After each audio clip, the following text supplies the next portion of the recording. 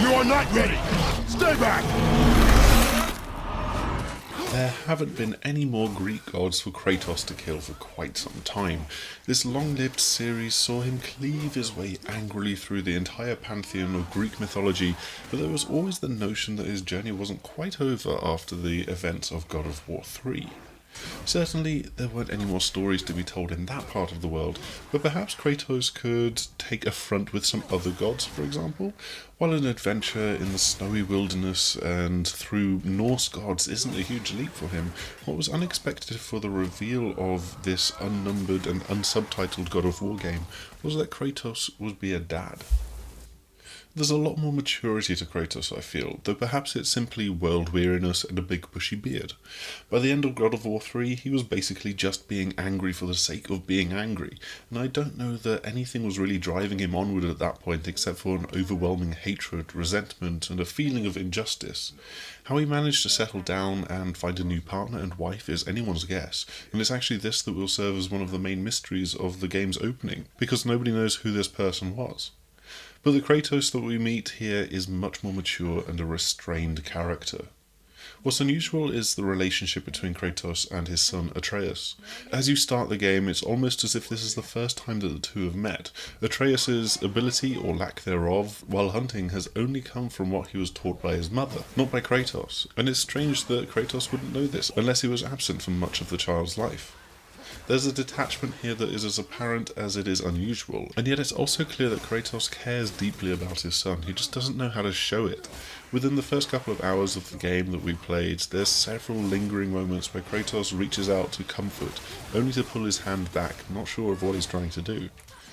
It's a little bit on the nose and cliched, sure, but it's an effective way of showing that there are emotions behind the stern rebukes and the strictness around teaching Atreus how to be a better hunter, how to be better at fighting, and this almost feels like a brand new relationship. Even if it isn't, it's one that is set to grow all the way through the game.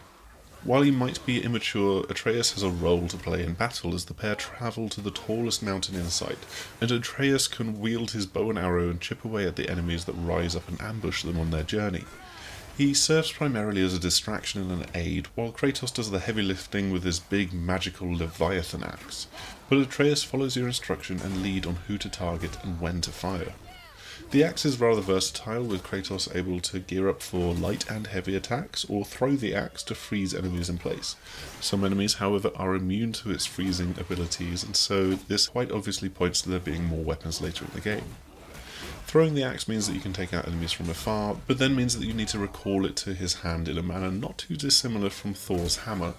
It's a combat system that has got a lot of nuance as well. You can block or parry attacks, juggle enemies in the air, throw the axe, and then brawl with fists to stagger an opponent and let you perform suitably brutal finishing moves. And it's bound to evolve as you gain more weapons and abilities, a couple of which we did see as we delved into the skill tree. After 6 games across 3 different hardware platforms, God of War fans are going to be pretty attached to the game controlling the camera viewpoints, but that all changes for this game. The camera now sticks quite rigidly and fairly close to Kratos' right shoulder as you adventure and battle. It lends the game much more of an action-adventure feel and brings you much closer to the world and the environment that Kratos is tramping through, but it's almost claustrophobic at times. In the midst of a fight, it's almost jarring to no longer have an overview of the entire battle with enemies able to come at you from all directions. You do have indicators on screen to show when you're about to be hit from behind or have an arrow fired at you, so you do still have a little ability to react. But when there can still be half a dozen or more enemies to fight at once, it's quite a major shift for the series to take. Thinking about it thematically though, it actually works rather well.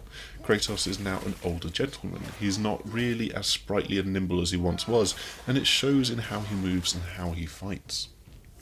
One quite telling story moment has Kratos battling a huge troll that towers over him.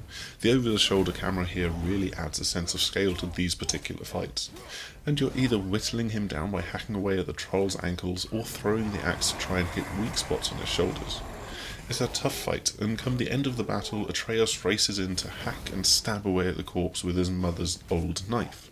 Kratos is quick to admonish him, explaining that yes, he does use his own anger when fighting, even letting his temper flare up into the brutal smashing of the Spartan rage, but he no longer lets his anger dictate his actions. He uses it as a weapon. He is much more in control of what he's trying to do. Much was made quite a few months ago of talk that the game would become this kind of open world action RPG adventure, but that's quite misleading and Sony were quick to dismiss it.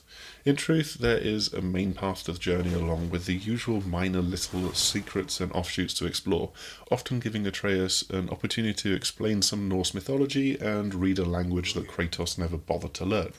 But while the game is largely linear, there are more fully fleshed out optional areas to discover as well, just not within the first few hours that we got to play. Similarly, it's easy to call earning skill points, weapons and armor upgrades, and increasing toughness of enemies to be an RPG, but they're minor overtones at best. They're there so that the early enemies become much easier to defeat, and the later ones still pose a challenge as you reach them. This is very much the kind of linear story that you'd expect from God of War, but with a new slant on the action. What was surprising, however, were the final moments of the demo, as Kratos and Atreus come face to face with a witch, and are invited into a world that is full of vibrant colours. It's a notable shift from the snowy climes of Scandinavia, and it offers an enticing glimpse of how Santa Monica Studio are looking to explore the full breadth and depth of Norse mythology. I will readily admit that while I tried to love it, I really struggled with God of War games after a while.